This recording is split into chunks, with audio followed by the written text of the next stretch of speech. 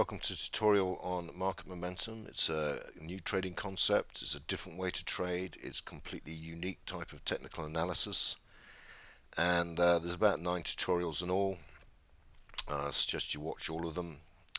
You produce support and resistance lines and areas you won't find on a normal chart. I hope you enjoy them. I hope you come to the website, and if you spend a 2-week free trial there, you will see the video reports and learn more after watching all these tutorials.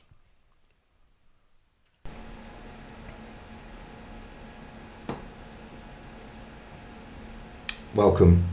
This is a basic introduction to momentum ranges and differentials.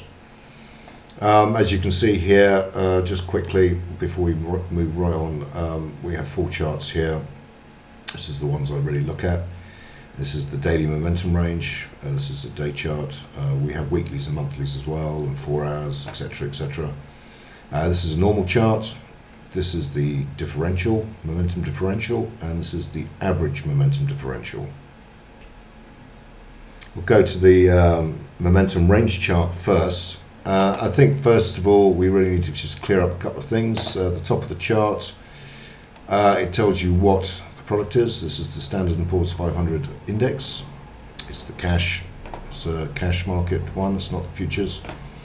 It's a day, so it's a daily chart, and it's a momentum range, and it was posted on 24th of October at 2:50 p.m. Going over like a normal chart, we have a time scale on the bottom, and the scale here on the left is the number of ticks away from the neutral value of the market.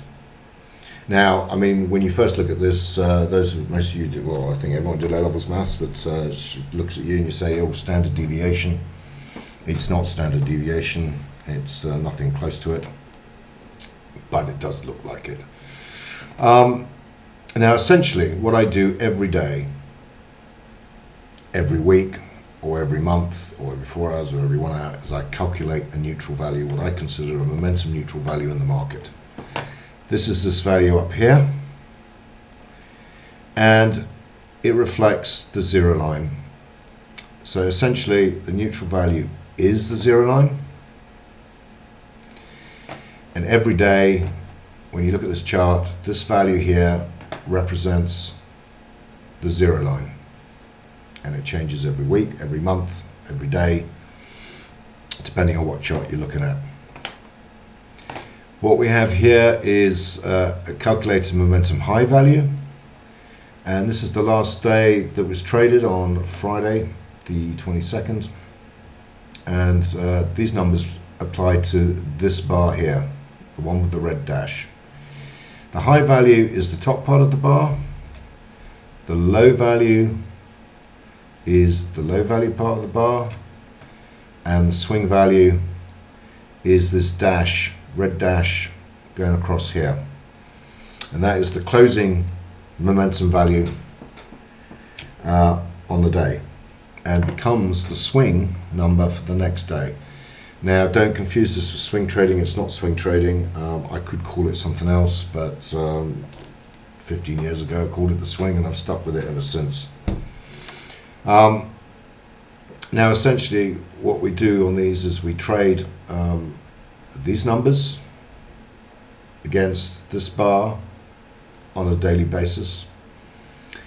These 2 dashes here, you can see you've got 2 forward dashes, 2 little bars.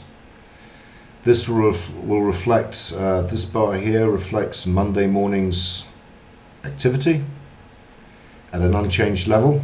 This is where the market is in relation to momentum come the next morning. And this bar here is the day after, is the Tuesday. For example, this chart is an end of week chart. It's a Friday night. So this little bar will tell you where Monday is, and this little bar will tell you where Tuesday is. And these move as the market move, and they actually become predictive. This forward date here becomes predictive. It's almost it is a predictive number. It shows you the position, and it will move as the market moves, and it can actually help us with trading decisions down the road.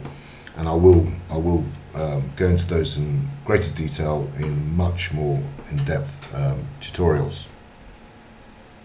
And just to give you a quick insight into what's down the road is trend lines, momentum trend lines. We call these momentum trend lines.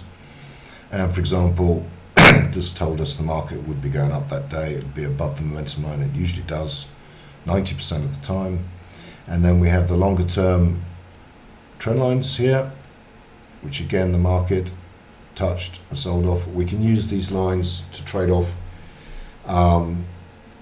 and the high values when they're broken gives us indications to how the differential will move, and we use all these charts together to trade. But that's the basis of a momentum range. We will go into other things at later dates. As you can see, we have ABC patterns all the way across here. Momentum waves move in ABC patterns, 1, 2, 3s, and also aid trading decisions as well. But we'll go into those in much deeper tutorials later. Let's now look at the differential chart. This is the ordinary differential. You'll hear me talking about the average differential and the ordinary differential. Now, the ordinary differential is, it's going to explain what the differential is first. It's the difference between the real market and my momentum value. It's calculated differently to the momentum range. It's a completely different calculation. However, we do use the swing value to calculate this. It's the only part of the momentum range we use. And the interesting thing is it actually develops exactly the same patterns as the momentum range, very similar. Those will go into a deeper discussion later. Now, that's essentially we use the zero line is also a neutral level. It's not related to the calculated neutral level in the momentum range, but because the calculation is different, we don't use it, but it is essentially a neutral level in the market as well. And this is the differential between momentum and the real market above and below neutral. That's essentially what it is. And these are merely points away from the neutral line. They don't actually have a market value. But we know how far in certain time periods. These are called stretches. They stretch away from the market and give us aid the trading decisions with the momentum range. And indeed, let me just show you the average differential. The average differential, as you can see from the early momentum range, had ABC patterns.